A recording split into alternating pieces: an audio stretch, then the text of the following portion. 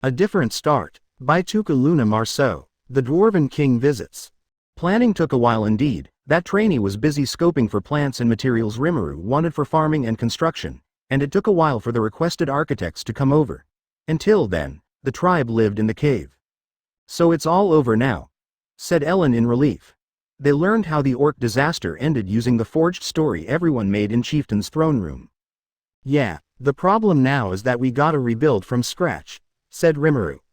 "So until we build new homes, the kids will be sleeping on my cushion doubles," she said as they glanced at the large, but flattened clone of Rimuru where the children squeezed in together.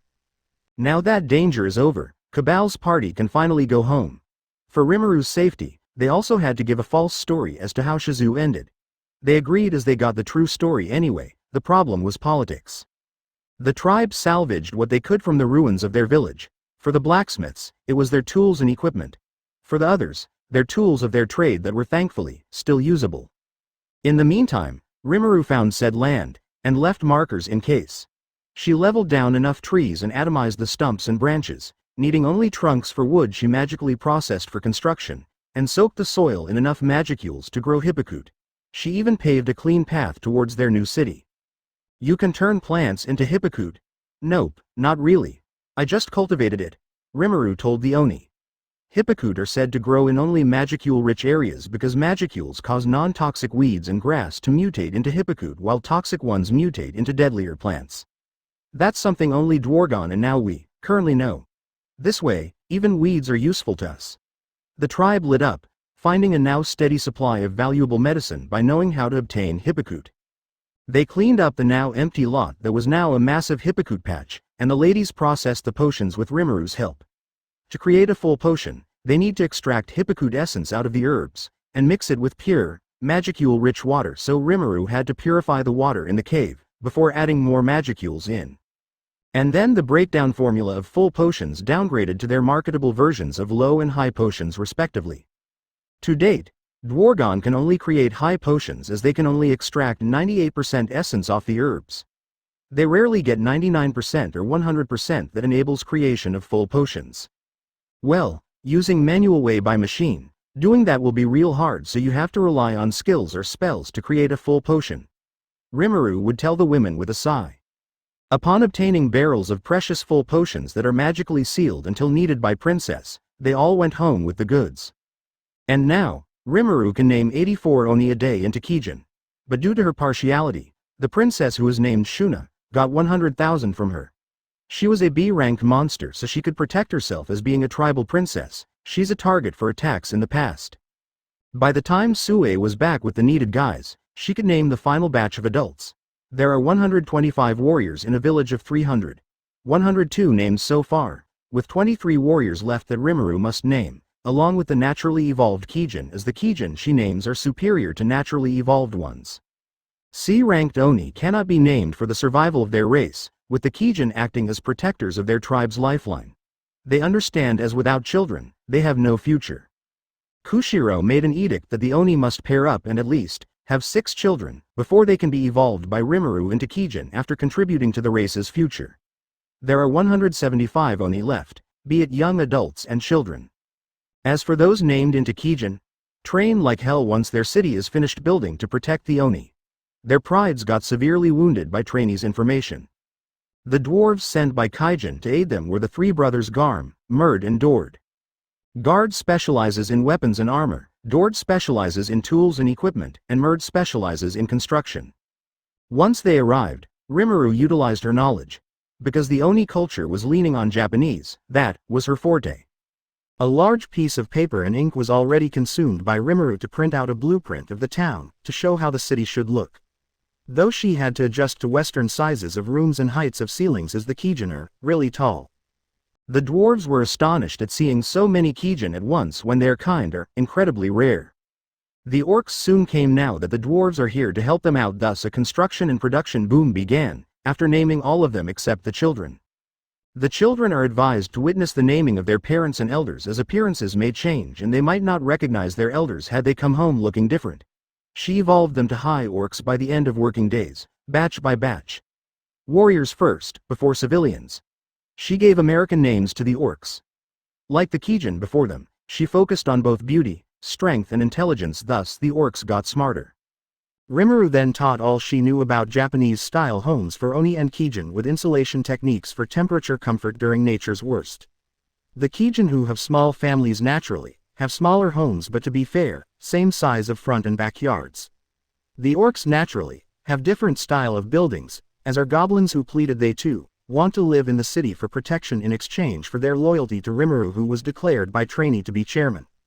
Thus, if Kushiro is Kijin King and Geld Goblin King, Rimuru selected the goblin whose ideal in personality is Goblin King, with great sage's help in scanning all 40,000 goblins, selecting a goblin whom she talked to for a bit. He and 6 others were the survivors of a direwolf attack on their village, everyone else killed and eaten. They fled to join another goblin tribe who took them in. Thus the Goblin King Rigger was born.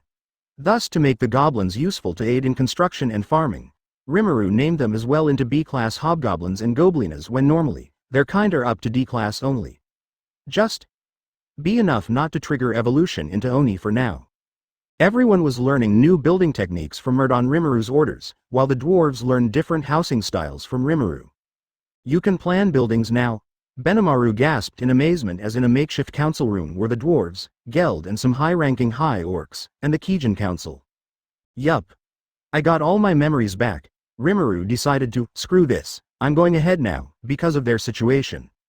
I was a general contractor before I died, so I work side by side with architects and carpenters. She said. We basically oversee massive construction projects and coordinating everything, so it's required for us to have knowledge of building any type of building with materials, since deadlines must be met by the demands of society as to not cause traffic obstruction as well as bothering people through construction noises. But thankfully, we don't worry about that here, so at least by not rushing things, we can put effort into quality of our buildings so they'll last us years before the next maintenance schedule. She also gave it her all in farming knowledge to ensure production of crops. Until then, all of them are reliant on Triant's graces with Trent fruit. Moreover, the fruit being magical, it does not rot no matter how much time passes. As they learned later from the dwarf brothers, this fruit is sold as a rare ingredient called dried Trent in human markets. It's really hard to find and can be sold for a large amount of money. The reason for the price is its abundant magical energy. Just one fruit can keep you going for 7 days, without feeling hunger. What is this? Senzu beans off of Dragon Ball. The similarity between these foods is that they stay fresh forever. Well, technically forever for the beans if not planted, that is. But the difference between this fictional and real food is that a whole Trent fruit can keep you going for 7 days, while an itty-bitty Senzu bean can last you for 10, while also fully healing a person of all ills and injuries. Trent fruit can only sat a person for a week.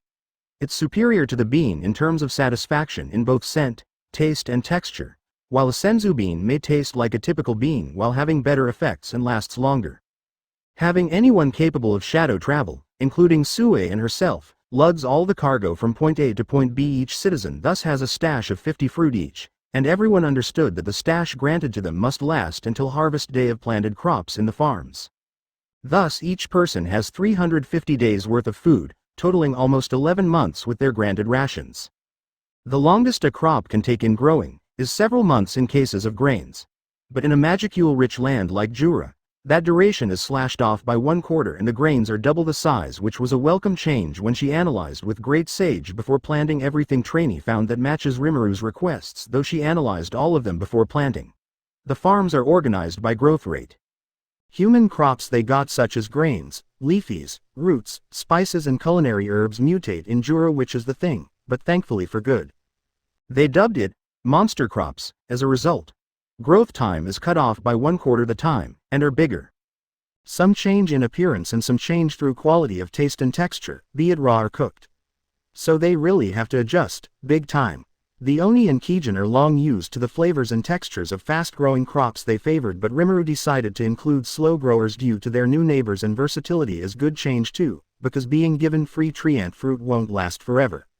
The more the better. What was native to Jura were what human world doesn't have. Medicinal herbs, and this world's version of rice, mushrooms, soybeans, coffee, tea, other Asian goods she knows, and chocolate. Sugar, they can obtain through trading anyway. Sugar has to be grown in an equatorial climate, so that means they'll be relying on honey for a long while. Through a bee monster Rimuru met and named when going around. The thing about monster rice is that it's black. Then again, wasn't black rice in vogue among health enthusiasts in Earth? But just as sweet and chewy. There's also an ideal source of silk.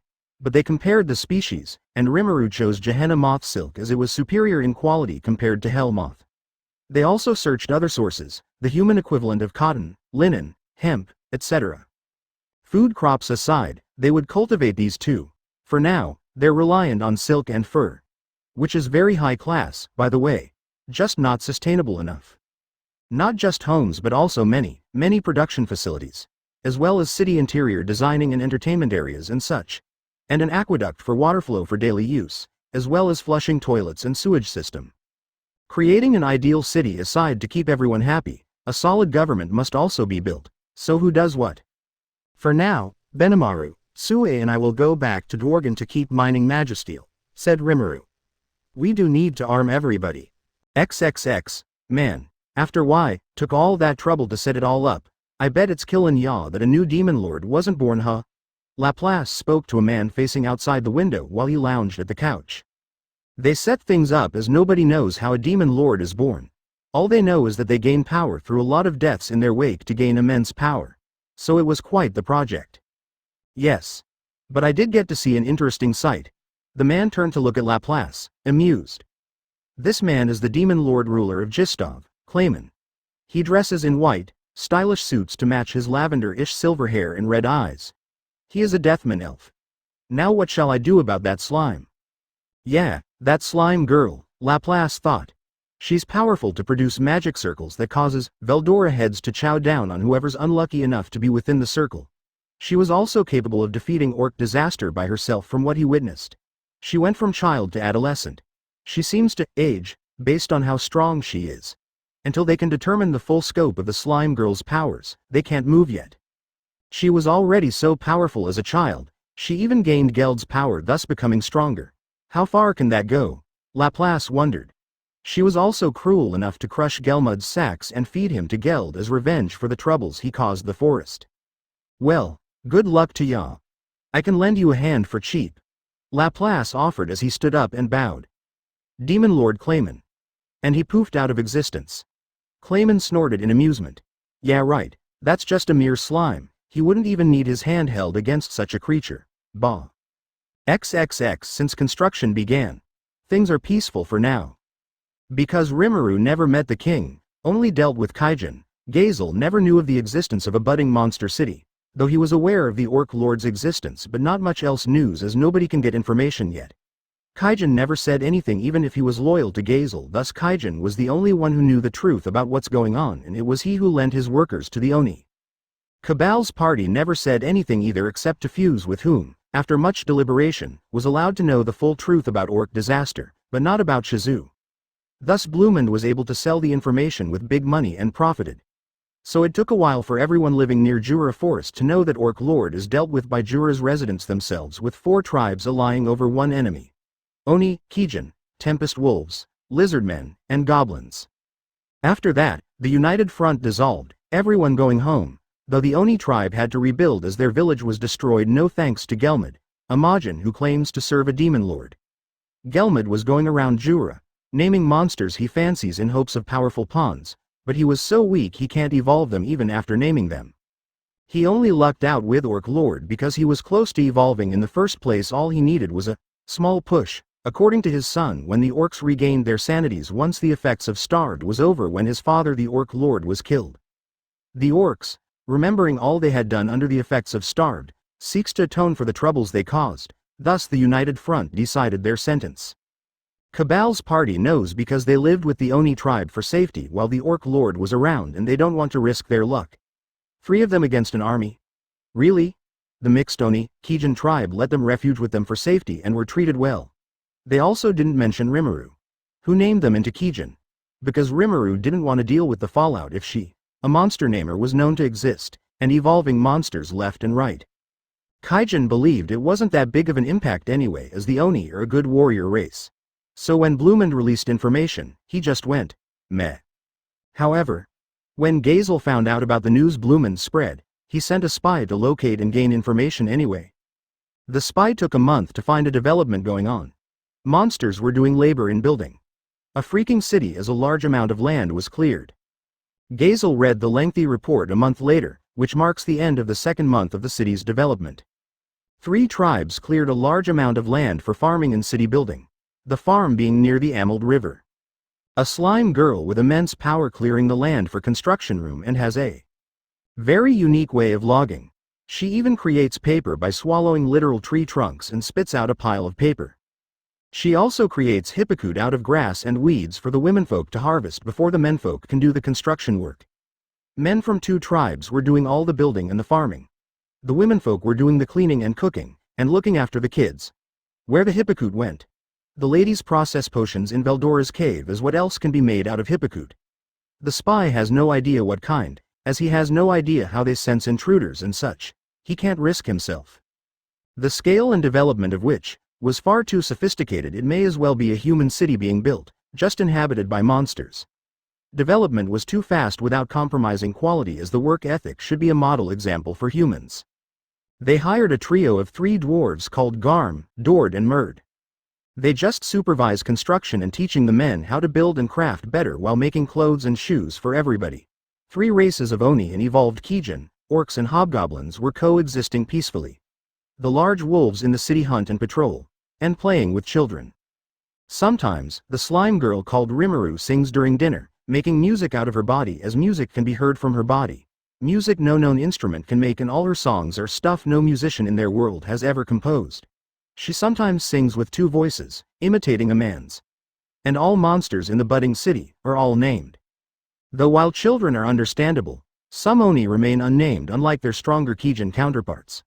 Orcs are now high orcs, and goblins became hobgoblins for men, and goblinas for women. All are somehow beautiful, while menfolk are impossibly good looking with chiseled muscular bodies while retaining their racial characteristics. The spy bet his career on the slime girl Rimuru as the namer, as she was the strongest in the city in terms of magicules. However, in terms of leadership, she answers to the Kijin individual named Kushiro and has a very childlike personality, but clearly responsible in doing her share of jobs. She goes around in human form but sometimes bounces around as a slime, playing tag with the kids. Heck, they don't even have a working government. There's no hierarchy whatsoever other than tribal kings. Kushiro the Kijin king, Geld the orc king and Rigger the goblin king. He reckoned that's just for formality regarding the strongest of their kind, thus are representatives of each race. Since everyone is of the single-minded goal of building and production activities. Building homes, making potions, clothing, furniture and home decor, tools and equipment, swords out of magisteel and armor out of monster parts, etc. The monsters seem content about just building a new home after they lost theirs, no thanks to Gelmud directing his manipulated orc army troubling everyone else. Gazel thought long and hard about this. After building a monster city, the question, and then what, worries him. If the matter isn't handled carefully, even Dwargon, for all its development, won't survive an attack from a city's worth of named. Upon tracking down the background of the dwarves hired, he summoned Kijin to reveal all he knew about the slime. Who was in fact a reincarnator otherworlder who remembers mostly songs, and the one who saved the career of his men by healing them. She was in possession of mythical full potions. She had also saved his career by giving him one hell of a magisteel supply. When Gazel had ordered all craftsmen to craft 20 magisteel longswords per workshop. So as repayment for saving his men, he lent said men when Sue asked him for reconstruction help because of orc disaster incident. Kijin was also the one who revealed to Benimaru and Sue what Rimuru is, clued in by the music and songs she makes. Which doesn't exist here. She was childlike in nature, but memories will return slowly, but surely. He had discussed this with his council and decided, I'll see this developing city with my own eyes. Thus one morning, he mobilized his Pegasus Knights with him at front. Thus that same morning, Sue reported anxiously, Chieftain, we have an emergency. What is it, Sue? Several mounted Pegasus Knights are headed this way. Maybe they're just passing by? Rimuru asked warily and clearly hoping that was the case. I'm afraid it's really this way. This got everyone concerned now. They're dwarves from Dwargon Kingdom. So the Council of Kings rushed out to see just what the heck is going on with Hakuro, Benimaru and Sue coming along. Father, what should we do? Benimaru asked his father, who sighed. For the sake of our progress thus far, I'd rather we avoid conflict if possible, said Kushiro as the knights landed. If worse comes to worse, we evacuate the town. Upon landing, Gazel eyed the assembly who were all dressed too well.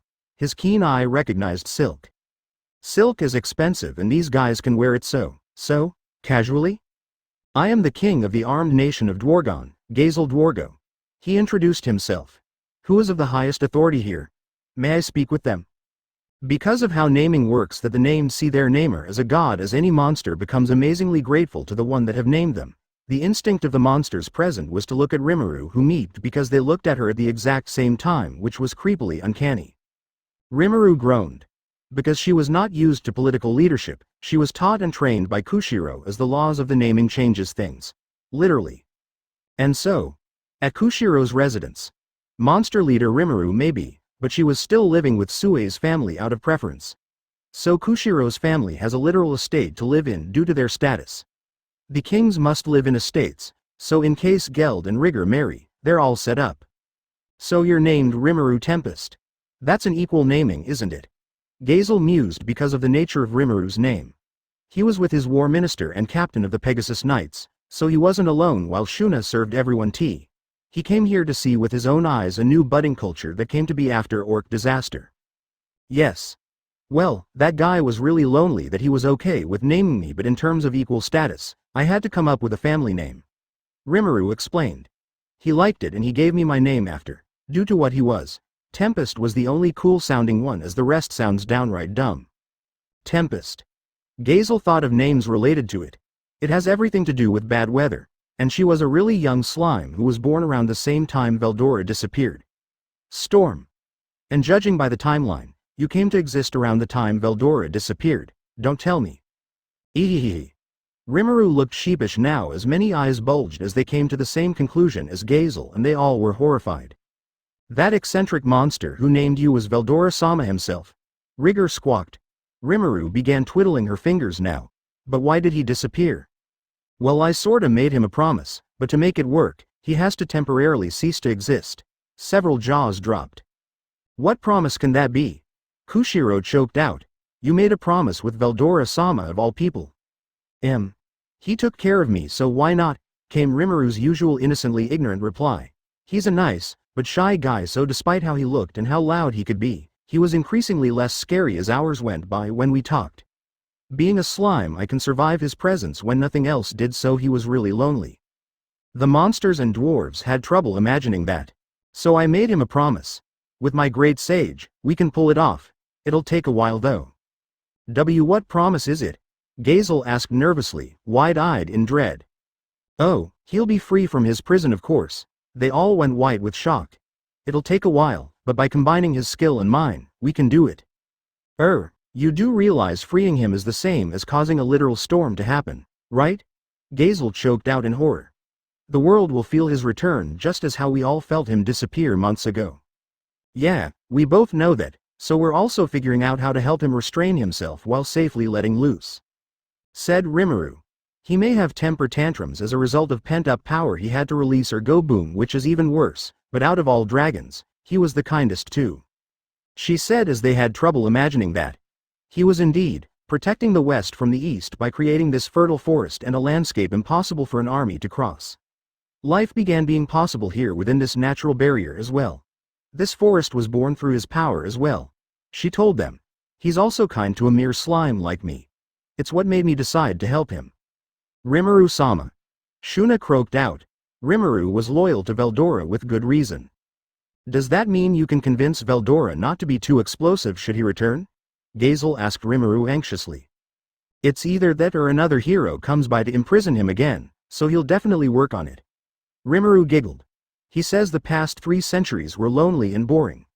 The monsters and dwarves exchanged anxious looks. Veldora is living inside my skill for the time being, teaming up with Great Sage. Can you bring the sage out? We'd like to ask it a few things, Hakuro asked her. MK. Rimuru closed her eyes and in place of her gold eyes, it's now red. Report. Great Sage is active for 10 minutes. Rimuru got stronger now when before, it's only 3 minutes possession. The dwarves choked at the sudden change. Great Sage. How is the progress of Veldora-sama being freed from his prison? Hakuro asked the skill. Notice. Progress has been 20% and ongoing. However, the individual. Veldora feels no need to rush. He is taking pleasure in browsing through Master's memories, so he is in no hurry to leave anytime soon. 20% is already a huge deal, and it's just over 3 months since he vanished from the world. The progress is that fast. How come? Master regained her memories upon devouring Orc disaster. Great Sage played along with Rimuru's plans. He wanted to know what her former world was like in entertainment. He thinks it's him traveling to her world by looking at her memories. Can you project to let us see Rimuru-sama's world somehow? Shuna requested. Acknowledged. They're now in an illusion of Tokyo. They're all above the city, thus seeing the city before they're suddenly on the streets with so many people walking around. And a sample of Rimuru doing her job as a contractor. Next is a school for children, school for elementary, junior and high school, and college. Adult nightlife. Entertainment. Places to go for a vacation. What is Veldora-sama currently looking at now? Benimaru wondered. Proceeding to play. And Great Sage played a movie of The Grudge, and at the scariest part among several jump scares that made them all scream and swear. The movie shook. Sonovabich, what is that? Sue sputtered as the sight scared them. A horror show called The Grudge. The show shook a little because Veldora screamed in fright just now. They have no idea what to say to that. Master watched this show when she was 14 years old. She could not sleep alone for a month after, usually crawling to her brother's bedroom. And before that, watching The Ring scared her for a week. Great Sage deadpanned, and that reveal stunned the monsters. Her country of Japan has many supernatural beliefs and myths, particularly focusing on grudges coming back as malicious spirits bent on revenge or killing simply because they can. So many shows were made focusing on this genre. Right. So Veldora-sama is watching horror shows. Rigor sweat dropped while calming down his poor heart. That was horrible. Yes. They were back at the guest room now. He's still insistent on exploring, so he will take time. Should we be relieved? The war minister choked out. Veldora's taking his time because he wanted to know Rimuru's world. That depends on you though, said Geld. Last question. Sue asked Great Sage. Given what we know of Rimuru, she would rather avoid trouble if she can help it. She was too kind to have enemies. He said. What caused her death? Benimaru squawked at Sue's question. She was murdered one morning by a mugger who stole her purse and ran away with it while going to work. Great Sage showed how Rimuru died in her past life. But nothing about her skills. She was going to cross the street when it happened, and they saw the crime occur. Oh my god. Shuna squeaked, horrified as they gaped at who Rimuru used to be, an adult woman who was dying in broad daylight, murdered for her purse. A knife was still sticking out of her back, and blood was already flowing out of her in fatal levels. It's normal to be killed over a purse? She cried in horror. It's a common crime in her world, said Great Sage as the scene vanished. Victims of hit and run are usually workers who work in wealthier districts with high-paying salaries like Master herself. She earns the equivalent of 5-star gold a month as an example. Many more like her get killed once a week at average, and it can happen anywhere, anytime without warning, thus nobody knows when it's their turn to be murdered. That was a terrible prospect. This is also disastrous to family members who rely on them as family main breadwinners. Master's parents still work, but retirement is imminent, so they mostly count on Master and her brother. Horrible. Geld choked out. They were shaken. Time duration is over. Switching control back to Master. Rimuru-sama, where did you go when Great Sage took over? Geld wondered while Rimuru looked absolutely terrified. Veldora, that dumbass. He's watching The Grudge. Rimuru shuddered, arms around herself. It's been a while since I last watched it. I ended up with him in my isolated dimension at the scariest scene that scarred me for a few weeks. I can't even sleep with a blanket. So that's where she went. The development of Tempest. After that much revelation, it took a while to calm down since, well, Veldora was inside Rimuru but still imprisoned. And immersing himself in culture of another world, by the way. So he's taking his sweet-ass time in progress after a 20% start in dismantling his prison. Had he been motivated, he'd be out in a couple months with a progress like that in just 3 months. So now, after a few more talks, Gazel determined more out of them. They were peaceful by nature because that was the kind of person their namer was. A monster namer might have some influence over their named. She grew up in an almost peaceful culture, so she wasn't keen on starting trouble any day soon. The almost part was because you get killed simply for being in a rich district and a crook wants your purse. And now Rimuru is focused on developing her town into a beautiful town where comfort is top priority. Homes and establishments have running water, flushing toilets and sewage system, as well as street drains if it ever rains to prevent flooding. Engraving magic is a favorite to keep the water system functional, and the drain goes all the way to the river far away from the town. All citizens learn magic and proper waste handling. Biodegradable trash are processed outside the city before used as fertilizer in the farms, and the fertilizer factory was also the personal toilet of the wolves, while non-biodegradables are atomized out of existence by erasure magic for total disposal to prevent a trash heap from forming and keeping the town and forests clean. She made her town beautiful with nature decor in the right places. And homes all have gardens with tall trees with thick, wide canopies in 3 corners, except for the backyard where the laundry area is in every home. The dryads were helpful in spawning trees. She got Shanghai Ed into leadership when she got her memories back days after consuming Orc Lord. And Trainee made her the master of the forest as Magicule-wise. She's the most powerful Majin that Rimuru knew. She can't relax, and began training hard under Hakuro while leaving instructions for everyone to work on. So now, regarding Tempest products, trading is inevitable if we want good relationships. It got to this point now. For trade to happen we gotta be unique in our specialties. She said. We do have some. We wear monster moth silk and we're putting horticulture in the works. We're magically moving trees, the favorite kind of the moths, so they'll come back to our designated area every year, so our silk is sustainable. For citizens of Tempest, they wear the superior Gehenna moth, while Hell moth is for commercial trading in the future, which they stock up in various colors. It was a secret solely known only to the council, as the less who knew, the lesser chances of leaking. Monster silk alone is considered light armor, 1,000 times superior to Kevlar. Not even the dwarf brothers know of it, as their loyalty is to Dwargon foremost. As far as they know, everyone wears Hell moth silk. The cocoons of Gehenna and Hell moth are similar in color and feel. The difference can only be detected by analysis skill. Through the skill, the abilities of the silk are as visible as sunlight. And both are magic items that automatically adjust to the wearer's size by absorbing the wearer's magicules upon being worn, and instantly absorbs as well as evaporates sweat, so nobody will feel icky at work or at travel. And even if it rained, when the rain stops, neck down, you're dry in seconds. Not only that, the color changes based on the aura of the wearer too. It even self-repairs as long as wearer has magicules. They still need the laundromat though, if dirt and any stain is concerned. The difference was their defensive powers. Not that she'd tell that. Monster silk is capable of such a feat. Gazel is interested now. It's light armor, ideal for mages, but it can be worn underneath uncomfortable metal armor by soldiers that you won't notice the discomfort you're used to anymore. But for normal people who don't have magicules, the only special traits it will retain is its natural defensive traits, while the autofitting feature will consume the wearer's stamina instead and set properly afterward. Not a problem for normal civilians. Well, it's still a good consumable. How good is the defensive powers? For a normal civilian, it can withstand the strongest attack of a C-rank monster and a C-rank weapon or magic spell, but it cannot self-repair. Anything above that, you're toast. But for a person with magicules, defensive powers are boosted depending on the wearer's strength, and repairs happen in a blink, as long as you have energy left. So yes, training is a must, and increasing one's magicule limit to reap the full benefits. But we're looking for a way to dye them in permanent color for human convenience though. We do have our color preferences. Changes colors, self-repairs, dries quickly with no smell, auto-fits, and defensive powers based on how strong the wearer is. Gazel looked thoughtful. If you found a way around that lone setback, we could really start business, he said. How do you price Hell moth silk? By the bolt it would be 900 gold due to its value as a rare grade item. Said Rimuru, as price will only rise if it was made into an outfit already.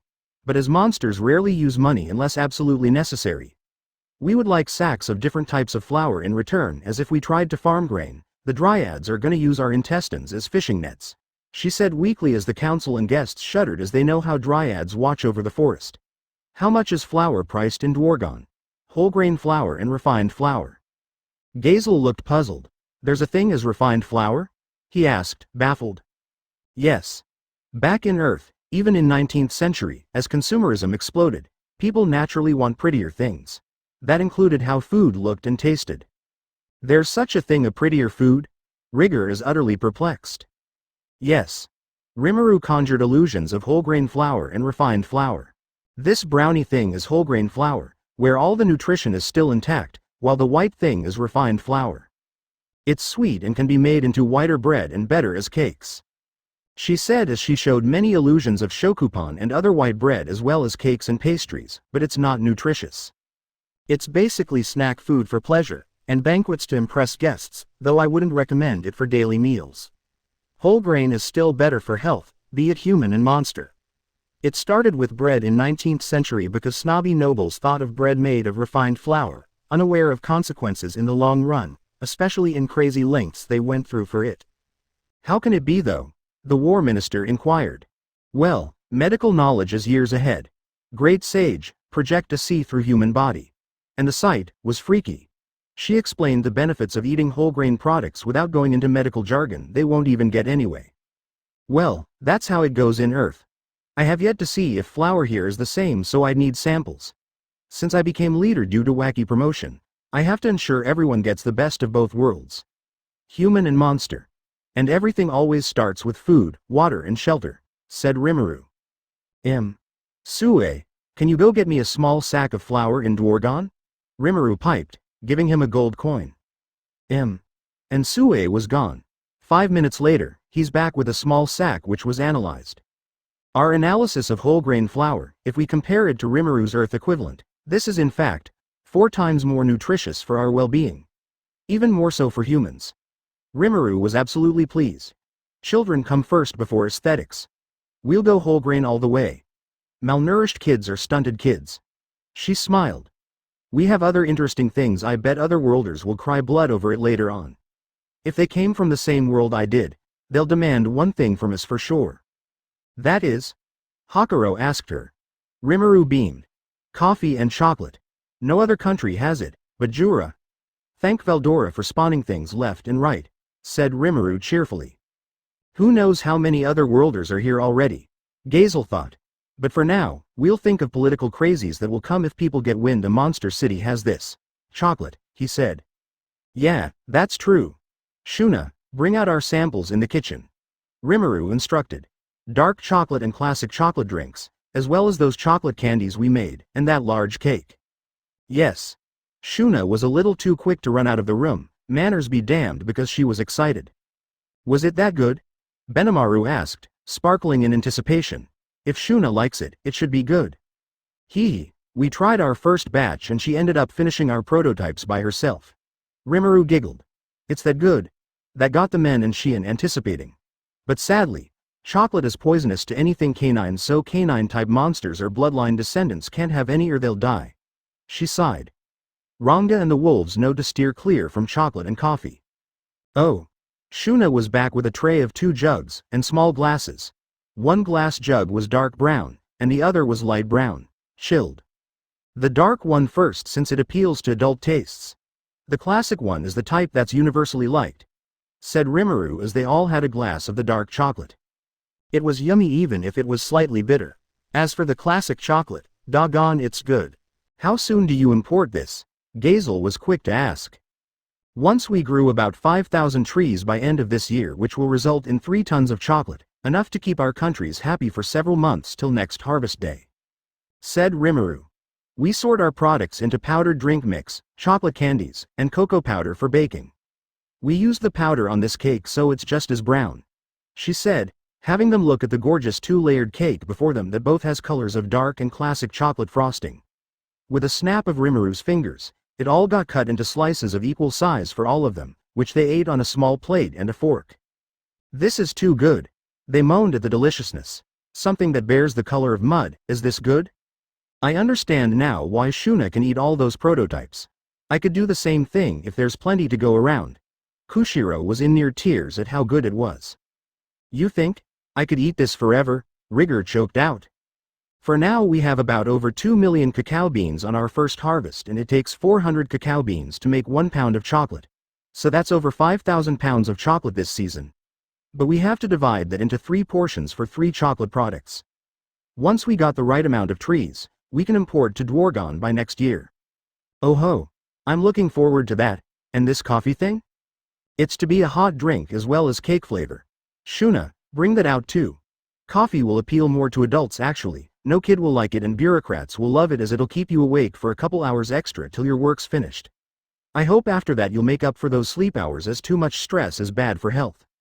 Coffee indeed was likable, but Kushiro's family didn't like it. I have a sweet tooth and so do my kids. Kushiro choked as he and his children made quite the face. They found it hilarious. I can't stand this coffee thing. Me either. Benimaru was even teary-eyed on it. Yugi. Shuna choked out. Then try the mildest one since the mildest brand is also used in cake flavoring back home. When they did, they could actually stand it.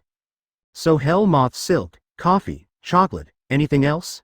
Well, we're cultivating mushrooms, soybeans, tea, spices, medicinal herbs, and black rice. We're also trying to make rice wine. Said Rimuru. What does Dwargon have in the agricultural sector? Well, we have 3 types of grain for bread, sugar, and livestock. Cattle, poultry, and pigs, said Gazel. Oh, we can't have livestock as we have no idea how they'll survive Jura's atmosphere, so we were reliant on aggressor meat. So I'd like the flour, sugar, and do you have milk? We do, of course. Oh, I'll give you the skill to make milk products as a trade-off in return for those. Rimuru exclaimed. Transporting fresh milk from Dwargon to here, even with shadow travel, will quickly make the milk spoil on the way, so it had to be processed on the spot. She croaked out. Milk can even be processed? Gazel is now interested. The knowledge Rimuru has was extremely beneficial as that just opened another avenue of potential. By the end of it, Gazel would obtain monster silk, chocolate, coffee, and specific healing herbs from Rimuru, while Rimuru wants dairy products, meat, flour and sugar in return in regards to agricultural sector. That, and they formed a treaty on contract paper. When it was done in writing, the magic within will guarantee the pact and announced to the world at large.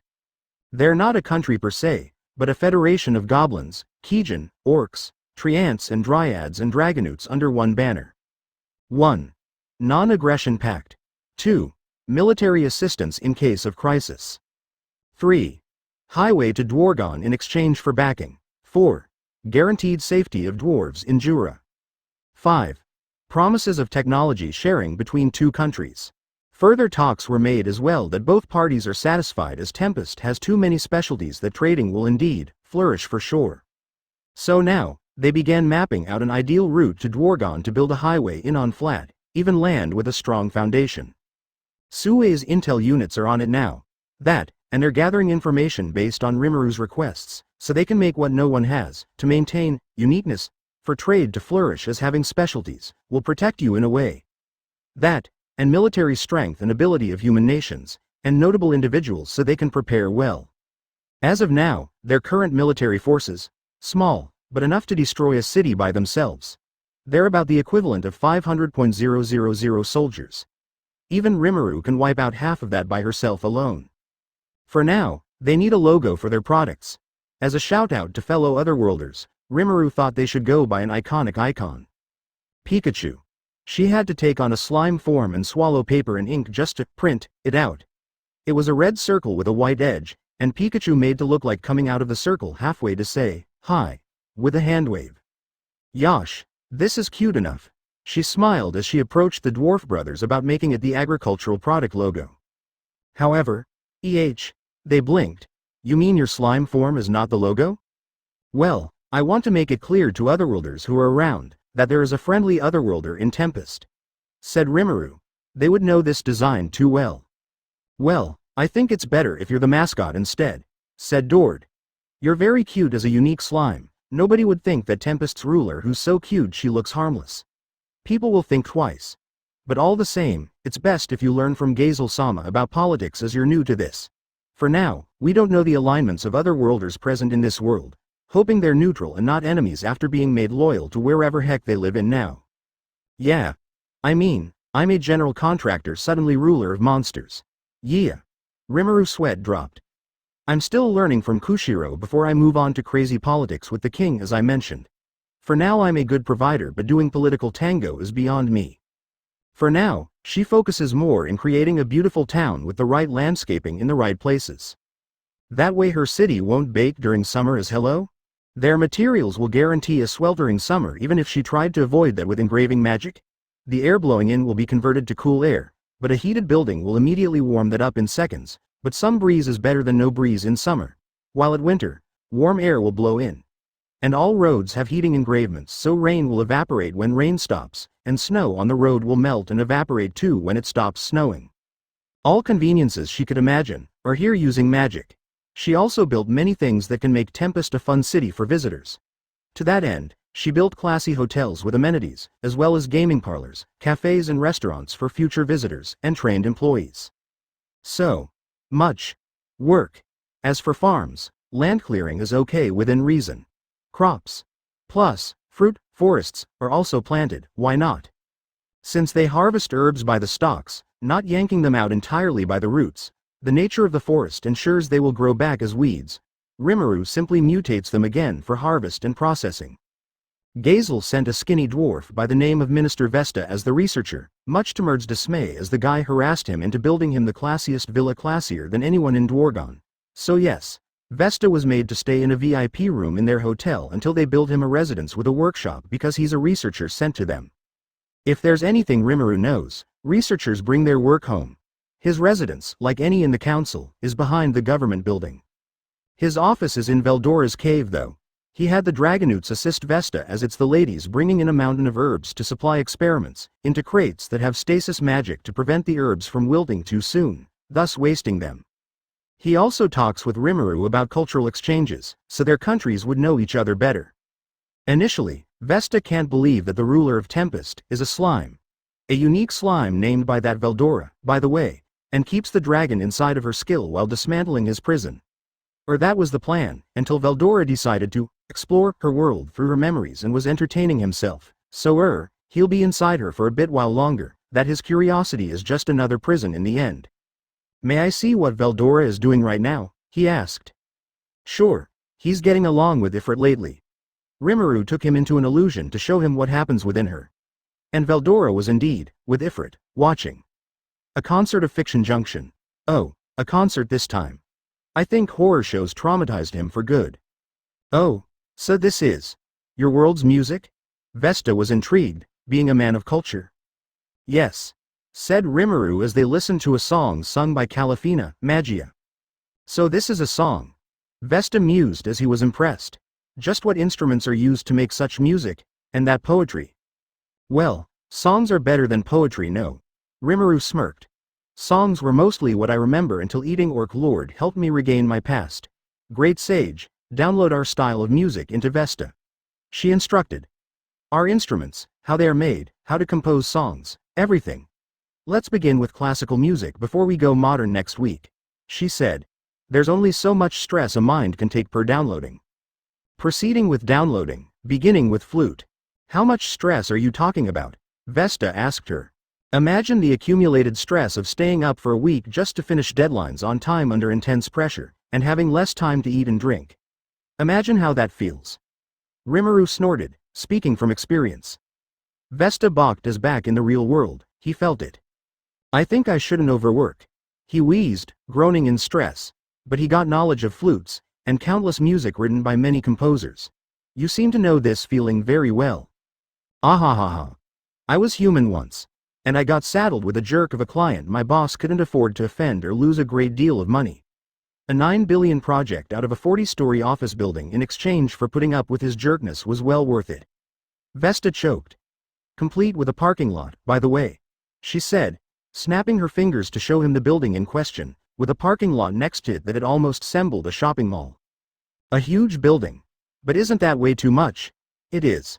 I doubt this can fit in Dwargon and His Majesty's gonna puke blood at the costs. Besides, Tokyo's overpopulated, which is why we needed tall buildings for countless offices for this and that division to keep a business or organization running.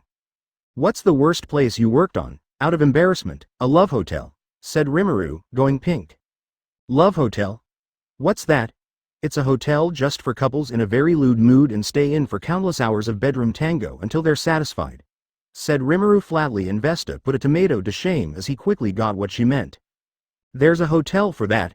Scandalous. He squeaked in mortification. Jackass colleague who didn't want the job dumped that on me, using their seniority to their junior. Rimuru scowled.